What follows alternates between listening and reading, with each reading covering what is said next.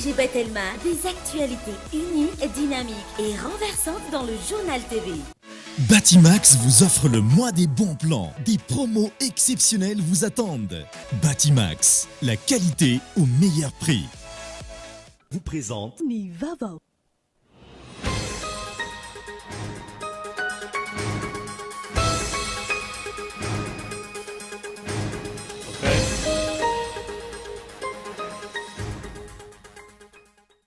Mampametra-panontaniana ny maro amin'izao fotoana ny fametrahana lalàna sy ny fampandaniana izany anivon'ny anteny miram-pirenena ireo solom-bavam-bahoaka izay zararaha misy 3 manatrika ny fivoriana ny Tsimbazaza.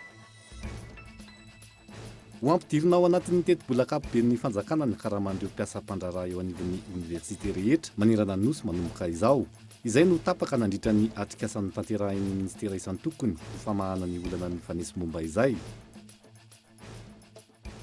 Fanosora-potaka sy famoronana ny tota-taratasy tsy mitombona no anenjehan'ny chef zapo iray ny chef Cisco ao Soavinandriana araka ny fanazavan'ny lehibe ny Cisco any an-toerana nandritra ny valandresaka ho an'ny mpanao gazety. Tsy mitombona ny filazana fa misy ny kolokolo eo anivon'ny Cisco Soavinandriana hoy ny fanazavana trany. Manay ny hiverenan'ny korotana ka hiafara amin'ny fanakatonana tanteraka ny fiangonana ireo mpino Jesosy mamonjy. Antony mizara roa ny hevitry ireo mpitantana mikarakara ny fifidiana izay ho filohan'ny fiangonana ho tanterahina ny 9 Jolay ho avy izao. Maresaka iraisam-pirenena mbola miaina anaty mari-panamboniny ao ala Frantsa androany. Ny roapahatelon'ny firenena izay ao anatin'ny fampitandremana mena na volomboasary avokoa hoy ny mpamantatra ny mety ho toetry ny andro any an-toerana. Ny andinindinindreo arahinao afaka fotoana fohy.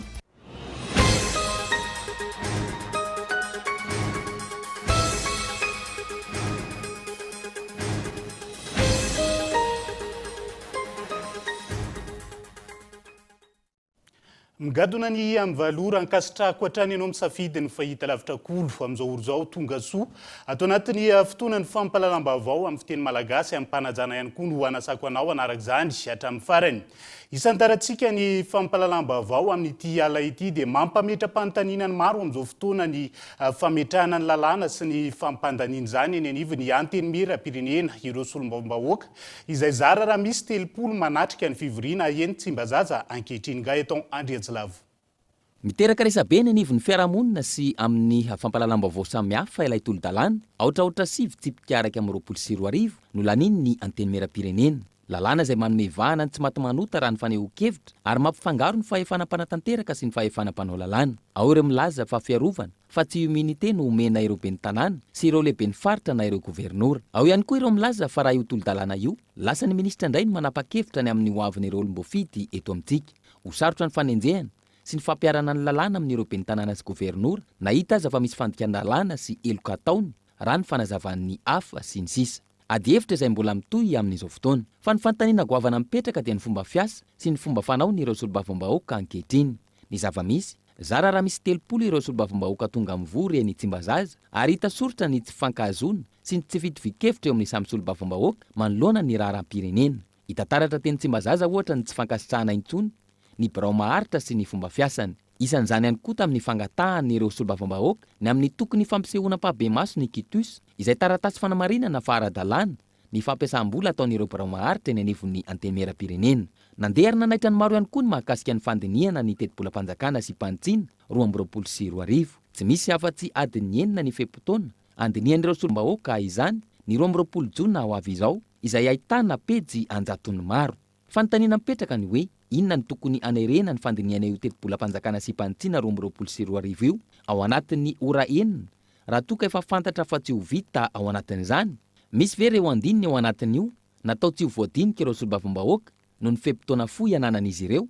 Ireo olana rehetra ireo ve no mahatonga ny ankamaroan'ny solom-bavam-bahoaka tsy hivory eny Tsimbazaza. Mbola manontany tena ihany koa ny mponina ary milaza fa tena mahasolo-vahoaka araka ny mahasolo-bavam-bahoaka azy ve izy ireo raha toka tsy mahavita ny tsakany sy andava ny asa sy andraikitra sahaniny. Tsy mahagaga raha tsy mandeha araka ny tokony ho izy ny lalàna eto amintsika. Any ka ny lalàna izay tokony hametraka filaminana sy handrindra ny fiarahamonina indray no miteraka disadisa sy fisaraham-bazana eo amin'ny samy mpiray tanindrazana.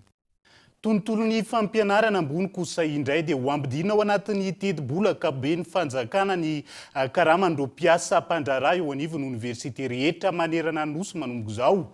Izay ny tapaka nandritra ny atrikasa no tanterahany ministera isan'ny tokony ho famana ny olana ny fanesy momba izay teo aloha.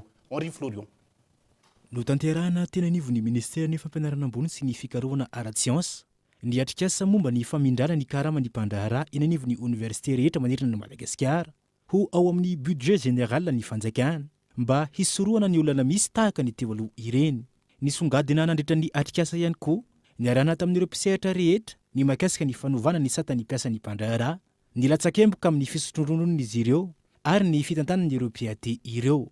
Manomboka izao araka izany ho ampidirina ao anatin'ny budget général de l'État ny karaman'ireo mpiate ireo. Mitohy ny fanatsarana etiny fitondram-panjakana.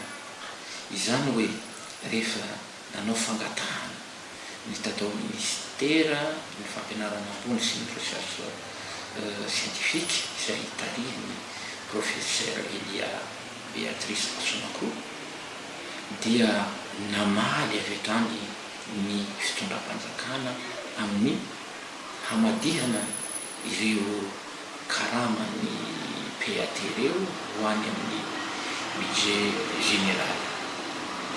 Io basculement io dia tena vaholana maharitra ho an'ny paiement ny salaire na PAT zany satria voalohany tsy taratrony ny karaman'ireo PAT satria ny PAT dia ohatra ny personnel de l'État rehetra ka raha ny raha misitraka izany karama zany amin'ny fotoana isitrahany ireo personnel de l'État ny karama. Mpiasa miisa 2,330 no voakasika io fampidirana ny karama ao anatin'ny budget général io avy amin'ny université enina sy ireo IST 3 ary ny mpiasan'ny Croix. Hisy ihany koa ny guichet unique hanafainganana ny fikarakarana ireo antotan-taratasy. Dia hoisy araka izany koa ny guichet unique afahana manatanteraka izany basculement izany ary raha tanteraka amin'ny tsaka sy andavany izay atako rindranamana sy tetiano napetaka dia ireo fonctionnaire efa sy ny ELD izay miisa eo amin'ny 3300 personnel dia efa hisitraka ny paiement ny karama zany amin'ny budget général à partir ny mois de juillet ho avy zao.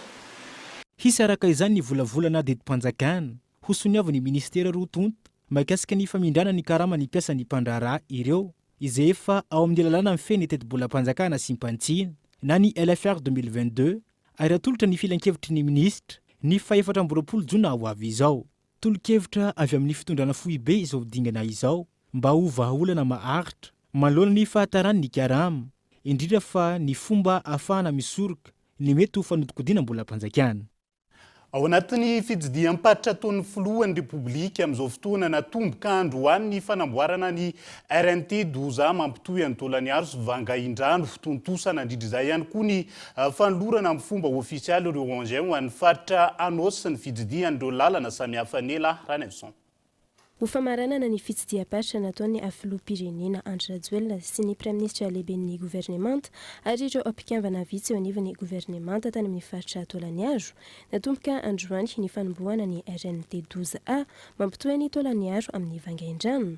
Ampiova zavatra maro indrindra ny famoahana vokatra any amin'ny faritra iny ny fanombohana izao lalana izao. Mitentana $70,000 ny vola atokana anamboarana ny lalana RNT 12A sy tetezana miisa 10.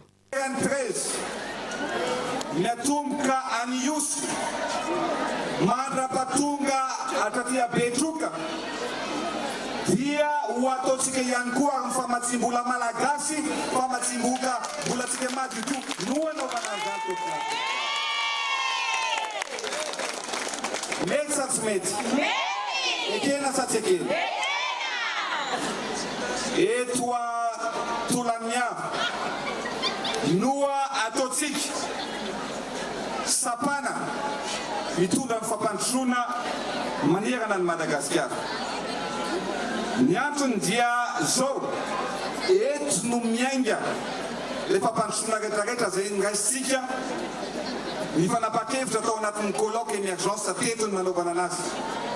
Natao nandritra izany ihany koa ny fanolorana tamin'ny fomba ofisialy ireo engins ho an'ny faritra Anôsy, anomboana ny lalana mampitohy ny commune ireo afitaovana ireo. Taorian'izay niona tamin'ny vahoaka ny toalan'ny aro ny filoham-pirenena, nambarany fa tsy hisy intsony ny faritra na distrika Hoadino ary tsy maintsy androso avokoa ny faritra rehetra. Tsy sy afaka anakana intsony ny fampandrosoana ny faritra Atsimo ary tsy maintsy androso ity faritra ity ho iatrany ny filoham-pirenena.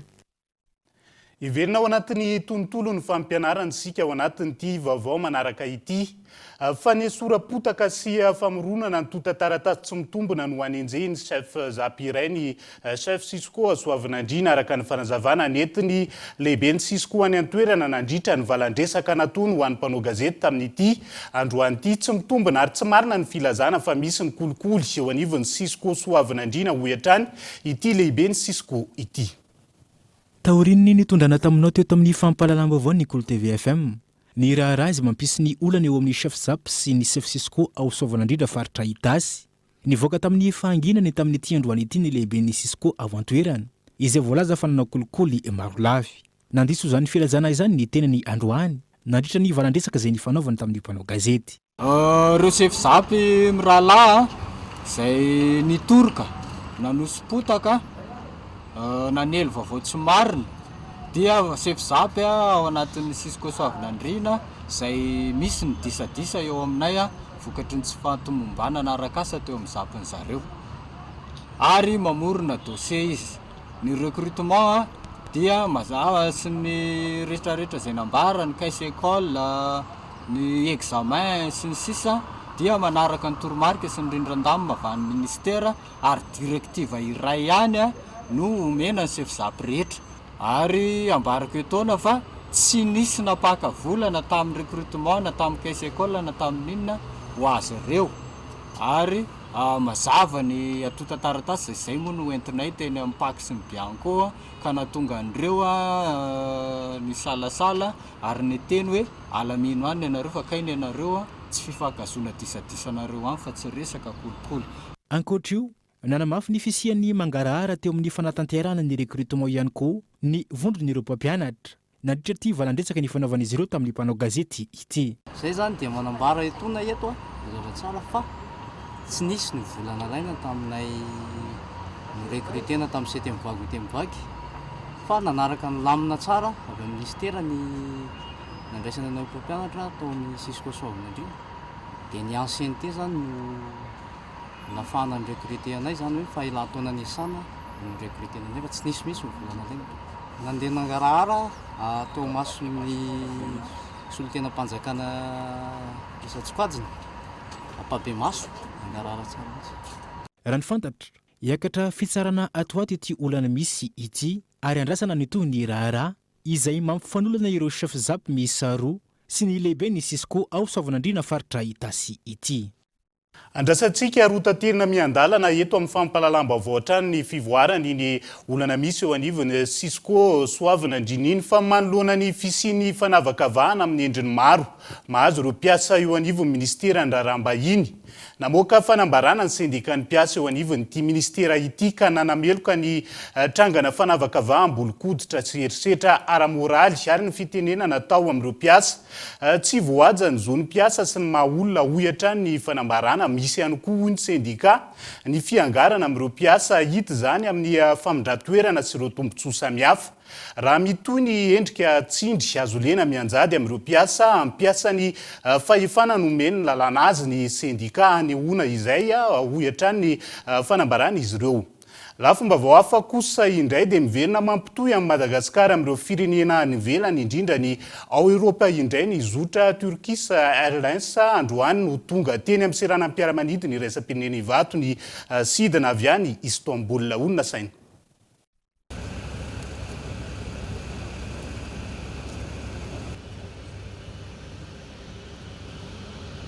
Rehefa niato vokatry ny krizy ara-pahasalamana ny Covid-19 miverina matanteraka sidina atao anatin'ny abakabaky Madagasikara indray ny Turkish Airlines izay nosantarina androany. Araka izany nisy ny lanonana fitsenana ny fiaramanidina voalohany niarahana tamin'ny solon-tenam-panjakana ny masivon'ny Turquie ary ny tompona ndraiky teo anivon'ny Turkish Airlines. Lanonana izay notanterahana teny amin'ny seranam-piaramanidina iraisam-pirenena Ivato. Ny Turkish Airlines zany dia kompania mpitaterana anabakabaka anisan'ny lehibe indrindra rahan'izao tontolo izao ary manana basy izy ao Turquie izay tena anisan'ny lehibe ihany koa eran'izao tontolo izao ny aéroport vaovao an'ny zareo ao Turquie dia tena midika izany ary manambara ho an'ny fizahatany eto Madagasikara hoe misokatra tena ao anatin'ny fisokafana tanteraka ny fizahatany eto Madagasikara miditra ihany koa ao anatin'ireo hoe tsena any Europa atsinanana izay tsena vaovao ihany koa eritreretintsika hotrandrahana zany ho an'ny fizahatany eto Madagasikara.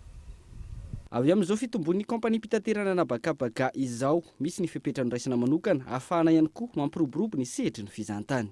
Nandritra izay roa taona izay zany dia betsaka ireo le tolotra vaovao izay ataontsika nouveau produit zany.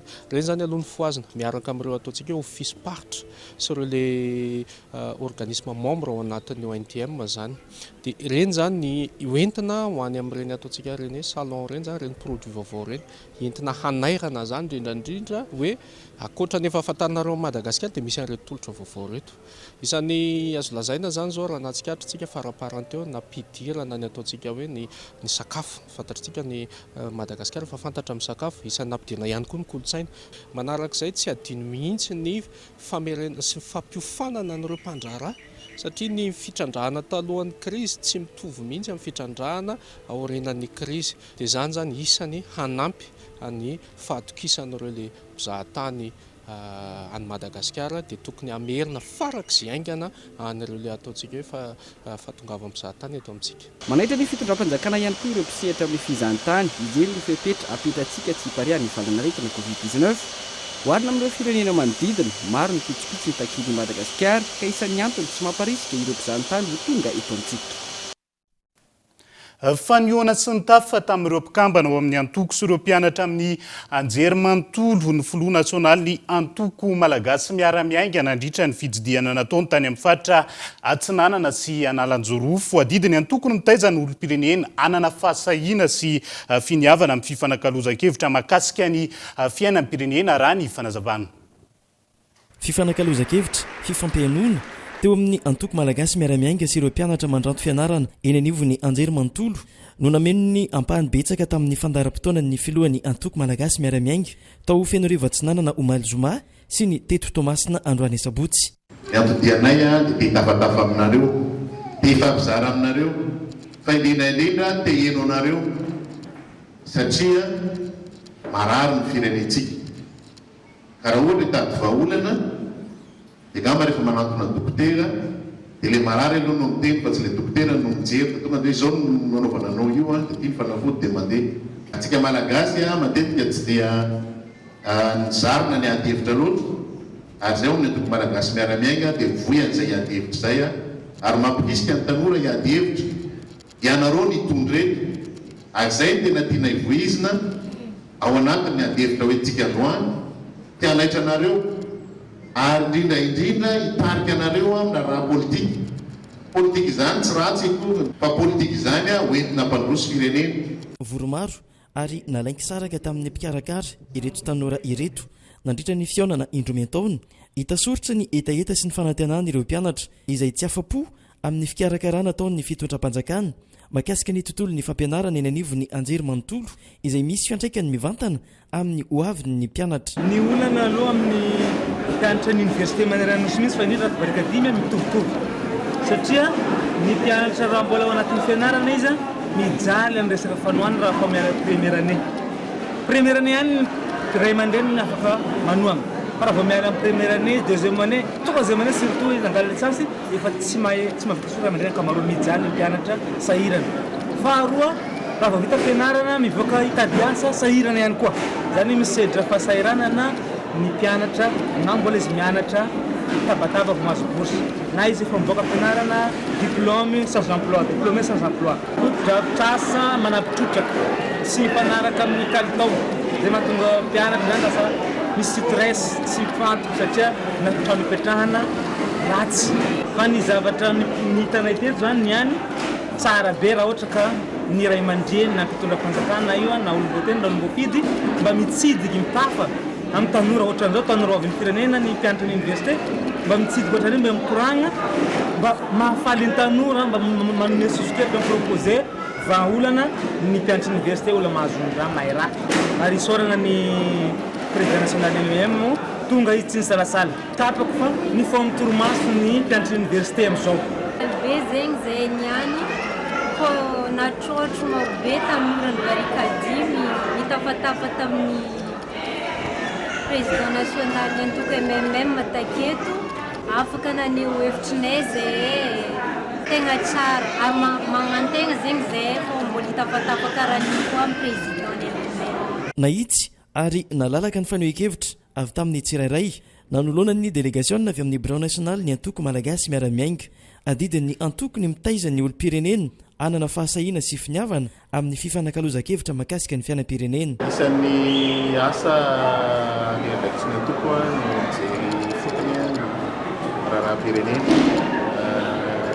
ny fangatahana tanora eo amin'ny université tany Tenerife Atsinana misy teto Tomasina dia ofitsidena ny fanamosakevitra momba ny raharaha-pirenena sy ny indrindra eno ny etahitan'ireo tanora ireo amin'ny tokony hanatsarana ny fampianarana ambony sy noavin'ireo tanora orinan'ny fianarana izay natofany aty amin'ny fampianarana ambony natongava ny délégation ny malagasy miara-miainga dia mifaritra Atsinana misy anarantsokofo zava-dehibe zany satria ireo tanora ireo aminay no antoko ny hoavin'ny firenena ary ilaina ny avaram-pianarana mba mitondra ny fanavaozana fahinenana koa anana toe-tsaina mijery lavitra zay nanofanana azy ireo mba ahafahany Madagasikara mandeha ny mitsaratsara kokoa pitso mantaranaka tena olana tsapa dia miasa saina ireo mpianatra aty amin'ny fampianarana ambony no hoaviny noho ny tsy misy ny asa ary tolotrasa izay eo amin'ny sy ampamokarana rehetrarehetra tsy voatery asa amin'ny fanjakana daholo izy ireo fa misy ihany koa no tokony hiasa ny sehatra tsy miankina eo indrindra no tsapa fa tsy misy ny tena fanampiana ny sehatra tsy miankina amin'ny famorona kasa sy famorona mpiorona orinasa izany hoe ny famorona arena eto amin'ny firenena ka izay no nasiana hevitra miaraka tamin'izy ireo fa etsy an-tany koa dia mila tsaraina ny kalitaon'ny fampianarana ary mahatsapa an'izany no tanora ireo satria raha te hisitraka asa mahavelona ary ny fitataon'ny malagasy miara-miainga ilaina koa zany ny fampiofanana mifanaraka amin'izay izay zavatra izay misany atao hoe atao lahara-pamiana ary izay mitondrany ny tokoa ny sosokevitra amin'ny fanamorana ny sy ny fanampiana ny sehatra tsy miankina sy ny indrindra ny fanatsarana ny fandraisana mpiasa na mpianatra eo anivony fanjakana naharitra ady-pamantaranora 5 teo eo ny fifanakaloza-kevitra teo amin'ny rotonta tsy nisy ny alandaharana hatramin'ny farany ireo mpianatra noho ny fahavononana ifampiaina ary izay no antony nampalainy tsaraka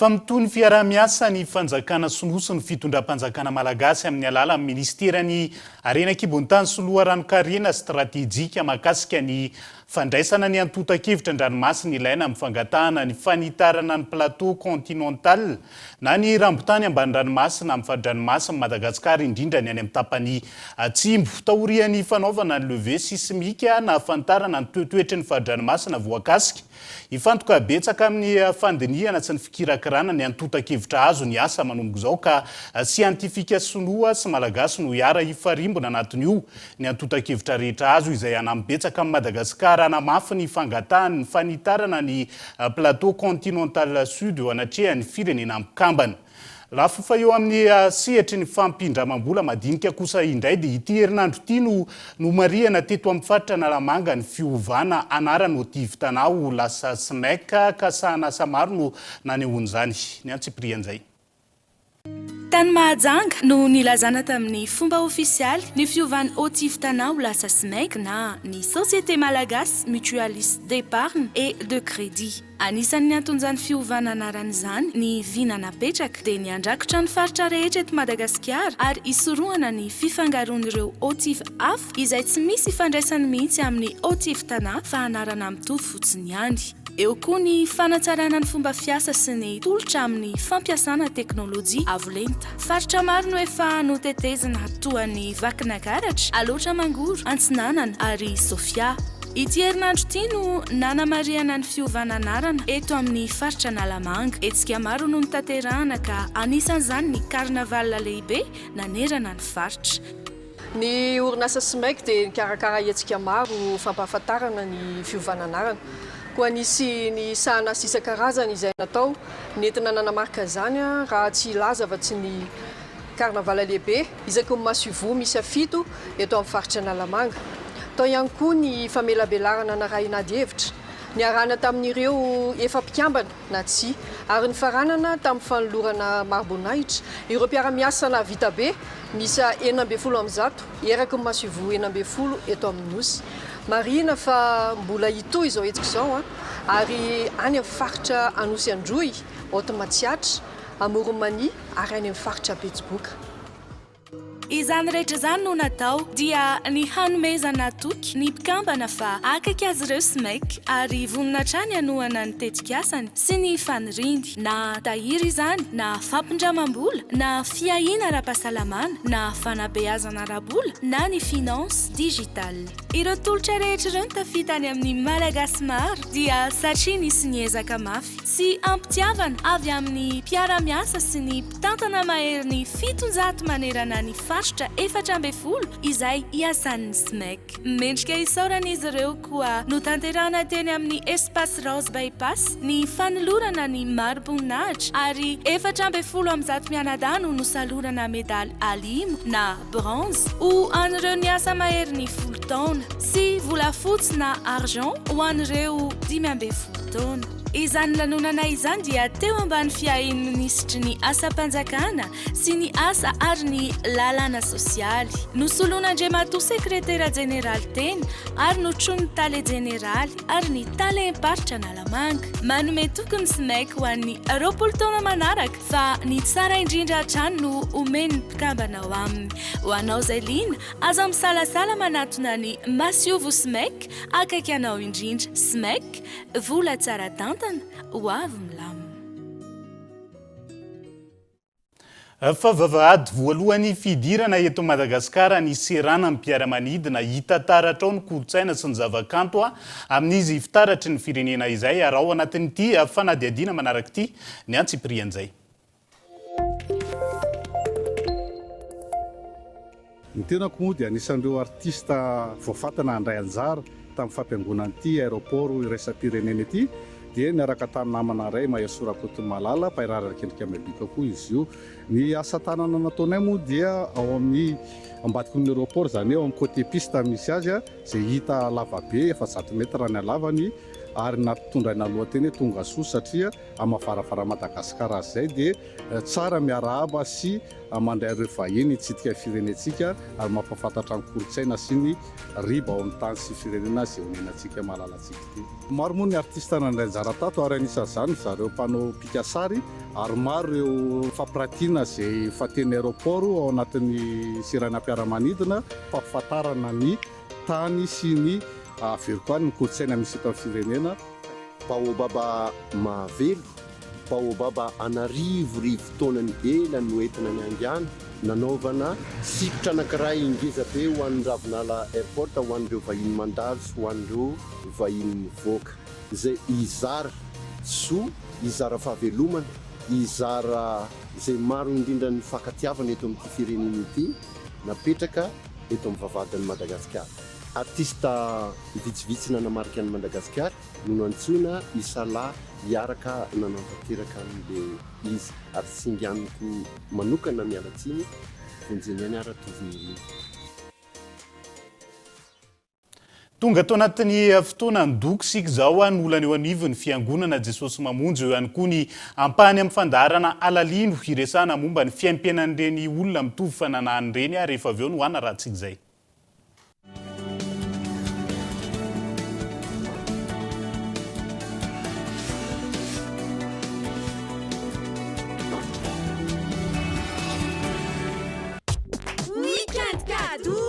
Papa, du 18 au 19 juin, achète Amour à plus 2000 et gagne 400 mégas de data cadeau. Comble ton papa d'amour et partage tes moments forts avec lui à tout moment. Tu as plus de 30 minutes d'appel, 50 SMS, 50 mégas et un bonus data de 400 mégas utilisable à toute heure. Le tout à seulement 2000 arrières. Tape vite le dièse 322 étoile 32 dièse.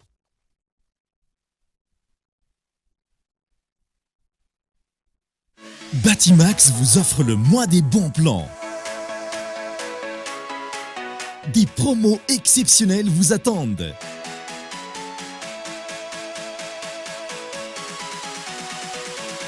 Batimax, la qualité au meilleur prix. Arturo, j'ai un secret enfoui en moi depuis des années. Catalina, je suis prêt à tout entendre. Tu n'es pas le père de... Livraison de gâteau. Bon anniversaire. C'est un moment décisif, il contre-attaque le voit de mai. Bon anniversaire. Ah, je crois qu'il y a un but. On sait que c'est toi qui as kidnappé la fille du président. À vous. Livraison de gâteau. Bon anniversaire. Canal+ a 30 ans et on n'a pas fini de vous surprendre. Pour notre anniversaire, réabonnez-vous à votre formule et profitez de 30 jours à la formule supérieure. Et pour célébrer ensemble, Canal+ vous offre 30 abonnements de 30 mois, une voiture ou un scooter chez Canal+.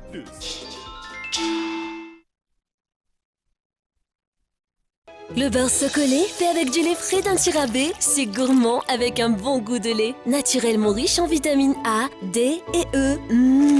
Tellement bon! Savourez le vrai beurre de Socolé. Disponible en doux et en demi-sel. Socolé, le goût du vrai. Heal this heart, reopen this mind. I'll find you in my daydreams when you're miles and miles away.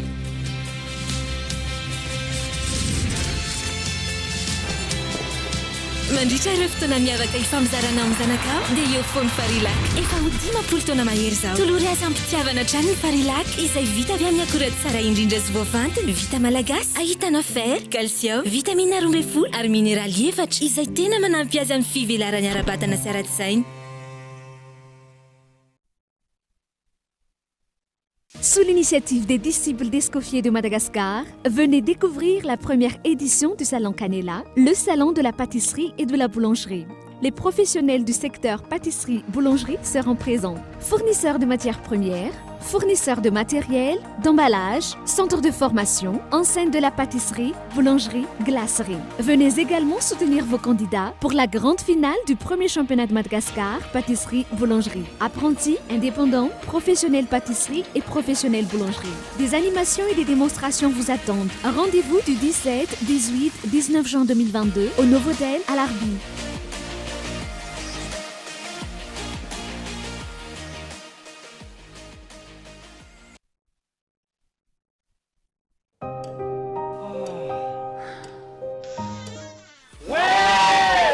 Connexion RTL ihany no milay ho ah. Vivez l'Internet by RTL, le réseau des smartphones. Téléchargez l'application MyRTL ou tapez étoile 100 étoile 3 dièse pour profiter de nos produits et services. RTL.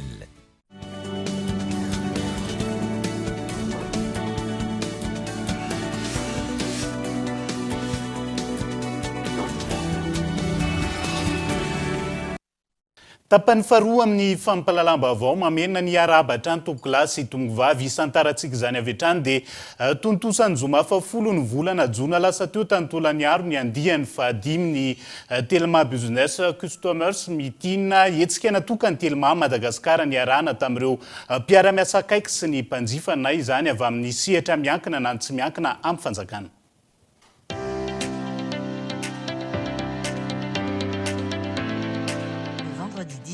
S'est tenue la 5e édition du Telma Business Customers Meeting dans la région d'Anous, à Fort-Dauphin.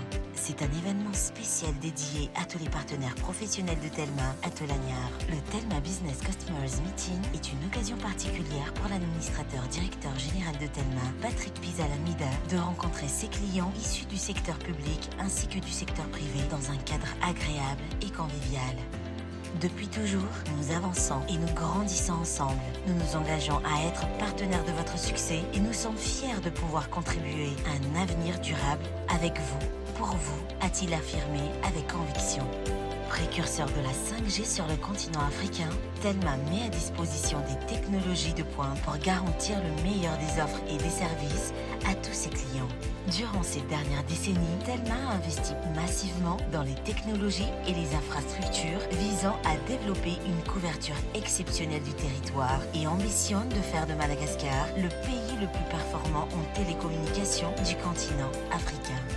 Cette date du 10 juin fut également dédiée à la réception technique des travaux de réhabilitation de la plage de Libanoun, point d'atterrissement du câble Métis. L'arrivée du câble Métis est le fruit d'un investissement important et cette nouvelle plage représente une richesse commune pour Madagascar et un vrai joyau pour Tolagnard. Telma s'est engagé aux côtés de l'État malagasy dans la réhabilitation de la plage de Libanoun, qui est un des plus beaux sites touristiques à Madagascar. En parallèle à cela, des actions de reboisement ont été menées sur Manantatel en vue de rendre Madagascar plus vert. Et l'école primaire publique d'Impasse Marseille a été totalement rénovée grâce au programme Secoul Telma. Chose promise, chose due, parce que chez Telma, nous tenons nos engagements. La concrétisation de tous ces projets illustre la vision de Telma, celle d'œuvrer pour le développement et le bien-être de tous les Malagasy. Fatoltra vaovao maro no atolotry ny Star Times ho an'ireo mpanjifa ny misy ny fanatsarana ny chaîne teo aloka navadika ho Up TV izay chaîne natokana ialana voly. Ao anatin'ny fankalazana ny fahadimy taona ny Star Times eto Madagasikara amin'ity taona ity, maro samihafa ny tolotra sy ny fanomezana, ho fanomezana fahafaham-po ny mpanjifa. Manomboka androany zany dia ny antsona Radio Plus TV dia Up TV ary niova ihany koa ny place ny chaîne misy azy fa lasa ao amin'ny chaîne TNT 111 izy sy chaîne DTH 769. Natonga ny safidy zany hoe anova tanteraka ny fomba fijery ao anatiny izay Up TV izay dia ny 7 isanjato ny télé eto Madagasikara dia miopana ho chaîne généraliste avokoa ary ny Up TV dia nataonay ho 100% divertissement. Ao anatin'izay fialamboly zato isanjato izay dia misy ihany koa ny série izay fanafatahana Star Times ary manana vokatra vaovao izay Los Bastardos izay série filipiana ihany koa voadika tanteraka amin'ny teny malagasy. Andeha amin'ny Up TV manomboka ny alatsinainy ho avy izao amin'ny valora sy fefany alina. Natokana hialana voly tanteraka ity chaîne ity raha ny fanazavana. Fiovana ao anatin'izay ihany koa dia misy ny resaka programma na ihany koa hoe ny resaka fandaharana, misy ireo izay hoe miala moa zany ary misy ihany koa ny atsofoka fandaharana vaovao be indray no antsika ao anatin'izay Up TV izay eo ny resaka lamaody ohatra eo ny fashion parade izay hoentina manandray ihany koa ny famoronana sy ny haingo malagasy anisan'ny tafiditra ao anatin'ilay hoe fampiarana voly na divertissement ihany koa izy io dia anisany fandaharana vaovao be ho vokarin'ny Up TV ihany koa moa zany ny Talk Shock izay araka izay anarany izay dia zavatra manetaitra mety mampalahelo mety ihany koa hoe mahatalanjona ao anatin'izay araka izay anaran'izay. Tolotra maro araka izany no izany Star Times moena ny mpanjifa amin'izao fankalazana ny fahadimy taonany izao. Raha toka tsy nisy tao anatiny 10 taona teo ny Star Tour teto Antananarivo amin'ity taona ity ho tontosaina manomboka ny 2 jona hatramin'ny 5 jona ho avy izao ny Star Tour eto Andrenivohitra. Mpanakanto maro no handray anjara ary hetsika maro ihany koa no hita mandridizay. Mianta Randrianaivo. Anjaran'ny tanàna Antananarivo indray no andray ny startora mandritra ny 5 andro izay totsaina manomboka ny 1 volana Jona hatramin'ny 5 volana Jona ho avy izao eny amin'ny Collégium Matsunjombe. Isaky ny tolakandro manomboka amin'ny 2 ora hatramin'ny 1 ora alina no isiany hetsika izay isiana lalao sy fety maro samihafa mamaimpona. Isy ihany koa ireo seho mandritra izay. Misy hetsika ho an'ny tsirairay misy site anankiefatra. Ny tena marina zany eo anivon'ny Collégium eo ahafahany rehetra mahazo ny anjarany misy ny toerana anaovana ny consommation sur place pression ao anatin'ilay espace pression efa mahazatra zany misy ny espace enfant ahafahany ankizy manao ny kermesse ny gonflable isan-karazany misy ny lieu de consommation classique efa nahafantarana startora hatram'izay zany hoe chapiteau miaraka amin'ny maskita sy ny vokatra star amin'ny tavoahangy izay vidiana amin'ny vidiny tena mirary moa zany ary misy ny fanaovana ny concert zany ny scène lehibe sy ny scène kely izay retransmis amin'ny écran maromaro izay misy eo toerana sy ny sonorisation ihany koa. Isy ankoatra izay ireo trano eva natokana ahafahana milalao sy ahazoana loka isan-karazany. Au Collégium ny Star Tour Tana 2022 hetsika lehibe izy io ary mamaimpona fidirana amin'izy io zany hoe tsisy fidim-pidirana fa bojo. Dimy andro no fetintsika miaraka amina artiste kalaza maro be tahaka ny Tinsimena, Wadasionka, Elidio. Misy programme be dia be ao tsy azo tombony daholo na ny lehibe na ny kely mandritra an'ireo 5 andro ireo satria misy kilalao anankizy ao misy jeu kermesse ao misy animation podium ao ary misy ihany koa ireo stand maro be izay ahafahanareo manjifa an'ireo zava-pisotro tsara sy sakafo isan-karazany tsy mila mivoaka nareo zany fa tonga dia tafiditra ao anatin'ny hetsika daholo zany. Afaka animation be dia be mifanentanana sy animation izay ataon'ny star miaraka amin'ireo boisson amin'ny fotoana eo animation vente ao fitentsika anazy ka azo anjara daholo zany na misotro mafanafana na misotro mitonitony na misotro misy gaz zany tonga dia ao daholo. Raha ny fanazavana ho amafisina amin'ny alalan'ny fisavana eo ampidirana ny fampandriana fahalemana iandraiketany mpitandro filaminana miaramila sy sivily isan'andro mandritra ny startour io. Izy ihany koa ireo tompona andraikitra ho avy ho an'ny vonjy-taitra amin'ny andry eny an-toerana raha misy ilana izany. Ankoatra izay ho apetraka ny lamina mikasika ny fanadiovana rehetra eny an-toerana. Lafomba vao hafa kosa indray dia manany iverenany korontana ka hiafara amin'ny fanakatonana tanteraka ny fiangonana Ropino Jesosy Mamonjy. Antony mizara roa ny hevitra ireo mpitantana amin'ny karakara ny fividianana izay ho filohan'ny fiangonana ho tanterana ny 9 Jolay ho avy izao Gaeton Andriatsilavo. Manoloana ny fikarakarana ny fifidianana izay ho filohan'ny fiangonana Jesosy Mamonjy eto Madagasikara. Manahy nisy ny korontana indray ka mety afara amin'ny fanakatonana tanteraka ny fiangonana ireo Pino. Misy feo renay fa rehefa tsy ekena ny fanamarinana Pino vita batisa eto amin'ny fiangonana Jesosy Mamonjy andray anjara ao anatin'ny fifidianana amin'ny 9 Jolay 2022 ho avy izao izay tsy voasoratra ao anatin'ny fitsipiky ny fifidianana dia ho akatona ny fiangonana Jesosy Mamonjy fa hostonina ny resepise mahafiangonana ara-dalàna ny fiangonana Jesosy Mamonjy dia izany zavatra izany tompoko no mampitaraina anay satria mahatsiaro hiaran-tsindry azo lena loatra izahay hoe nahoana moa no akatona ny fiangonana nefa ny sasany izay olona vitsy miezaka manakorotana amin'ny tsy fanarahan-dalàna ataon'ny mandrakariva no miteraka olana eto amin'ny fiangonana nefa dia mahazo rary ny mandrakariva any amin'ny fanjakana rehefa misy fitaraina nataon'izy ireo. Misy lalam-pifidianana napetraka andaminana ny disadisa izay nekeny rehetra sy ny ministera raha ny fanazavana. Io lalam-pifidianana io no mitady isy anova iray volana mialohan'ny irosoana amin'ny fifidianana. Inona le olana ao agnatin'ilay lalam-pifidianana napetraka dia ny mambra vita batisa manana karapanondro sy karitra batisa miloko volomboasary. Nanomboka tamin'ny taona 170 ny sokafan'ny fiangonana Jesosy Mamonjy teto Madagasikara imbetsaka ny nanova nasiana fanovana ny karitra batisa. Ao anatin'izany misy ny verindalana, misy ny findra fiangonana ka rehefa nijerena mba agnoregnana n'le zavatra atao amin'ny fahamarinana dia andao ity karitra batisa farany lokom-bosary ity no tazomina ho ampiarina. Ny ekeny ny ankilany sy ny ankilany sy avaly mirahalahy izy io. Kanjo rehefa ray volagna sisa tavela tsiditra ny fifidianana vadika indray izy telo lahy miaraka amin'ny ekipany zany tsy mety ndray fa aleo ny vita batisa rehetra no mena lalana ifidy daholo amin'ny fotoana io. No ny disadisa teo amin'ny fiangonana ny 7 febroary 2024 tsy ahivina no nakatona tanteraka ny fiangonana Jesosy Mamonjy no io olana mitranga io. Taorin'izay namoaka tondro zotra anokafana ny fiangonana ny fanjakana ary nametraka fepetra ahafahana mikarakara ny fifidianana izay ho filohan'ny fiangonana. Ankehitriny mipetraka indray ny aya ka anaovana izy ireo antsoavo amin'ny mpitondra fanjakana sy ireo tompon'andraikitra voakasika izany.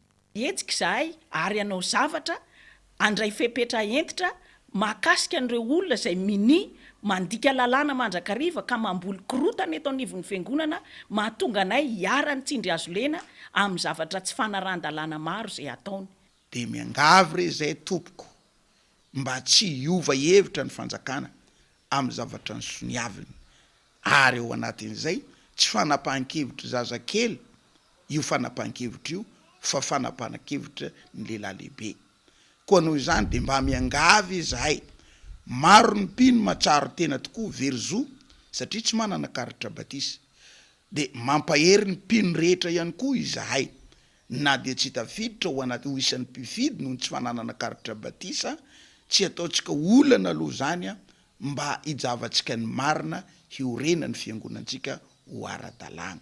Taoriny ny fahafatesan'ny filoam-pitantana ny fiangonana Jesosy Mamonjy ny pastera Ratafi Leon no niteraka ny disadisa izay mbola tsy niravina hatramin'izao. Fateboka maro no tsy maintsy arenina ahafahana manatratra ny fitatiana ara-tsakafo eto Madagasikara, isan'izany ny famahana ny olana fananantany sy ny fampiasana ireo fitaovam-pamokarana manaraka ny toetrandro ary indrindra ny fanamafisana ny fampiofanana sy ny fampitomboana isan'ny teknisianina misehatra amin'ny fambolena sy ny fiompiana. Gaeton Andriatsilavo. Teboka maro no tsy maintsy hitadiavana vahaolana eo amin'ny sehatry ny fambolena ahafahana mahaleo tena ara-tsakafo. Isan'izany ny famahana ny olana ny fananantany ahafahana ireo tantsaha miary sy mamokatra ampilaminana. Eo ihany koa ny fametrahana laikuche agricole isaky ny distrika araky ny fifampidiniana teny amin'ny CCI Ivato nandritra ny fikaonandom-pirenena mikasika ny fahaleovantena ara-tsakafo eto Madagasikara. Ny fametrahana io guichet agricole io izay mitaky fiovam-penitra amin'ireo tantsaha. Izay zavatra zay zany mitaky fiovampenitra lehibe amin'ilay tantsaha. Atsika tsy maintsy managna fiovagna ara-teknôlôjia, zany hoe fomba fiasa zany miova mbo magnaraka toetrandro, magnaraka ny modernisation. Ny fitaovagna ampiasaigny de tokony hampiasa fitaovagna magnaraka ny toetrandro koa satria efa mihegny de mihegny zany fotoam-pahavaratra ka tsy maintsy malakilaky zany atsika miasa mba mampiasa le fitaovagna regny zany. Raha ohatra ny angovontsika fogna de tsy hotratra zany le fahaleovantegna ara-tsakafo. Manoloana ny firosoana amin'ny fampiasana ireo fitaovana hoenty mamokatra, ilaina ny fampiofanana ireo tantsaha sy ny fampitomboana isa ireo teknisianina na eo amin'ny fambolena na eo amin'ny fiompiana. Rano zany tena probleminay de teknisiana hanofana anay amin'ny resaka fambolena zay na resaka fiompiana. Zay zany raha tena hoe ilanay de ho anay zany mbola anaka amin'ny fiompiana zay satria petire minany ahy de mbola hoe fitaizana entim-paharazana zany traditionnel, élevage traditionnel de mba ilanay koa zany hoe inona le tokony hampiasaina teknikisiana hamenanay ny teknika tokony hampiasainay amin'izay fotoana izay. Mila mpanofana zay hanofana anay amin'ny resaka fiompiana zany. De le élevage koa zany amin'ny vétérinaire ilanay koa zany zay docteur ambiby zay mba ho maromaro isaky ny faritsy satria lasa amin'ny vétérinaire privé zany ro maresaka aminay agny nefa regny resaka business, resaka filandrala avao fa tsy raka zahay zany tantsaha mpiompy tsy manafahefana amin'izay raha zay zany. Entanina mokatra ny tantsaha ahafana mametraka orinasa isaky ny commune sy ny faritra ahafana manatratra ny fahaleovantena ara-tsakafo. Tsy maintsy amafisina mifandraiky amin'izany ny fametrahana filaminana sy ny fiarovana ny tontolo iainana.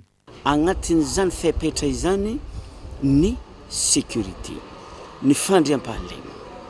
Ny fandriam-pahalema tegna zava-dehibe ary faharoa ny fiarovana tontolo iaina.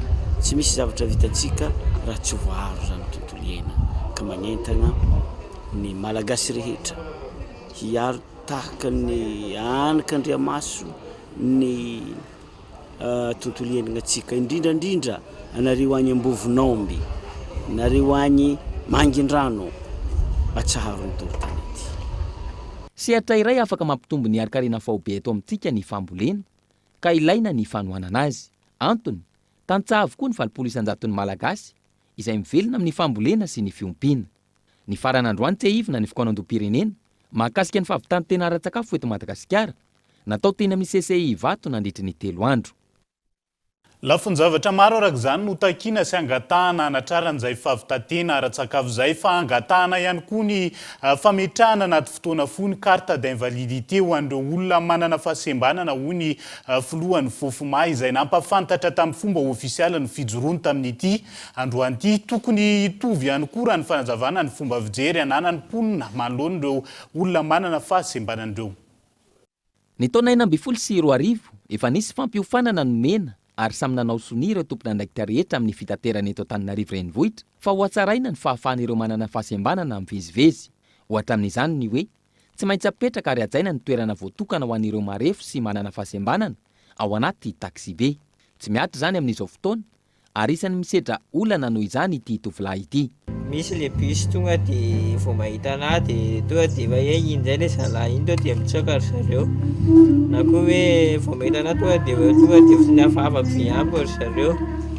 Dia misy koa hoe raha miakatra bus amin'ny hafa fa tsy voatery hoe atao vavahadokana rery.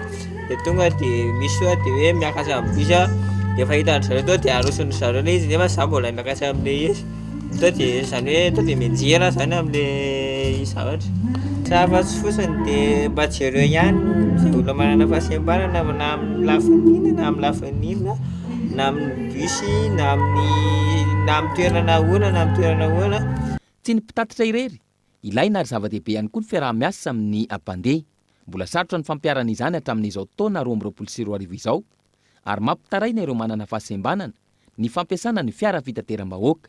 Antony, tokony hametrahana anatin'ny fotoana fohy ny carte d'invalidité eto amintsika. Ankilan'ireo, ilaina ary zava-dehibe ny fampidirana ny CV sy menanivon'ireo toeram-pampiofanana sy ireo toeram-panabeazana isan-karazany ahafahana mampitovy ny fomba fijery manoloana ireo manana fahasembanana sy ho fampanajana ny zo. Misy ny zoan'ny olona rehetrarehetra toy ny olona rehetrarehetra izy fa indrisy fa tsy nisitraka an'izay ny olona mana fahasembanana fa voahilikilika natao ankilabao.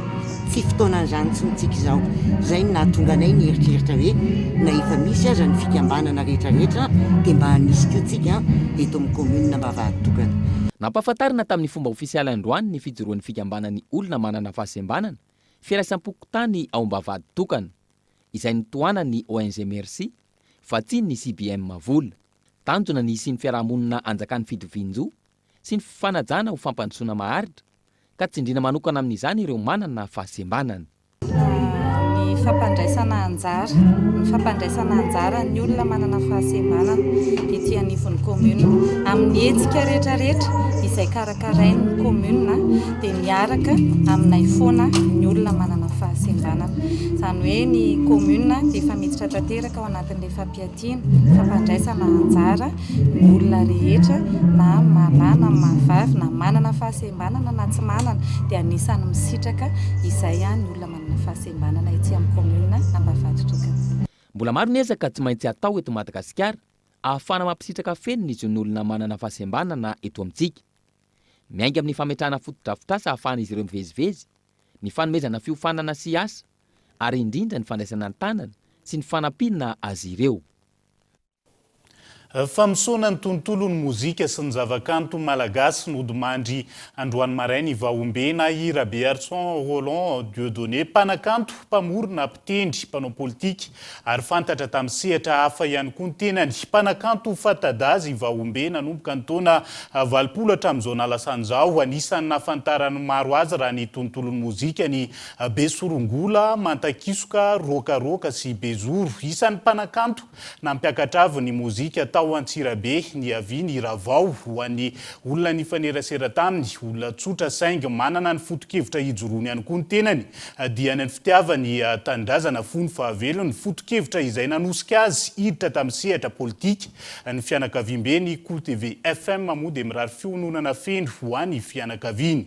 Fatranga hita eny anivon'ny fiarahamonina ny fiarahan'ny olona mitovy fananana saingy tsy voaresaka loatra eto amintsika. Ireo no antony mahatonga ny olona ho LGBT sy ny fiainany andavanandro. Izy ireo no hotaterina ao anatin'ny fandaharana alalino Rampitsondao arana ny sombon'izay.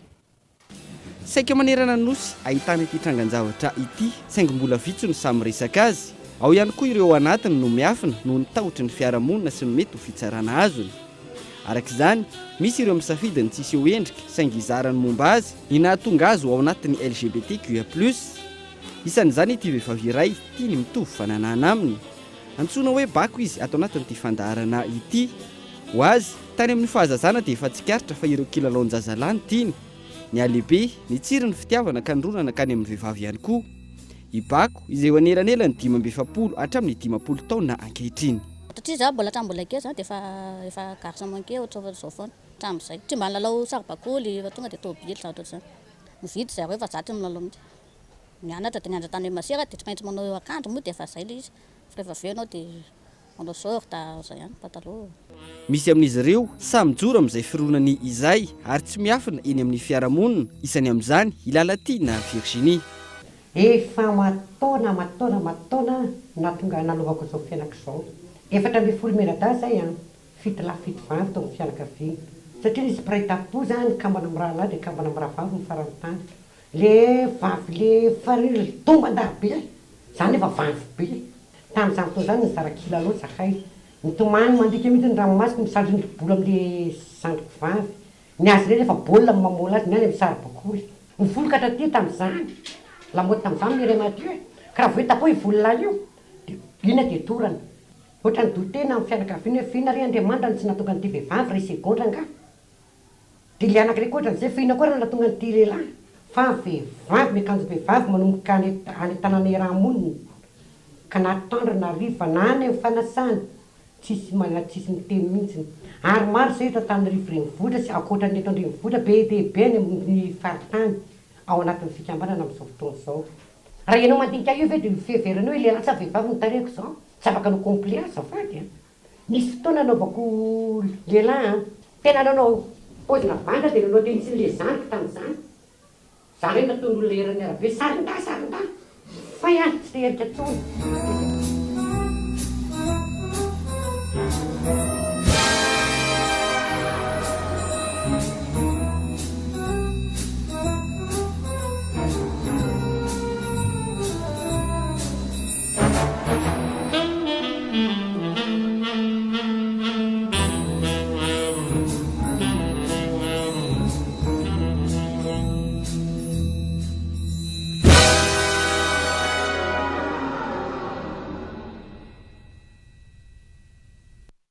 Raha mipitso ao anatin'ny alalino fandaharana manokana no resantsika ny tontolo ny LGBT sy ny olona mitovy fananana iny fa maresaka iraisam-pirenena kosa indray dia mbola miaina anaty mari-panambony ao La Frantsa androany ny roapatelo ny firenena izay ao anaty fampitandremana menana volomboasary avokoa ny mpamantatra ny mety ho toetry ny andro any an-toerana.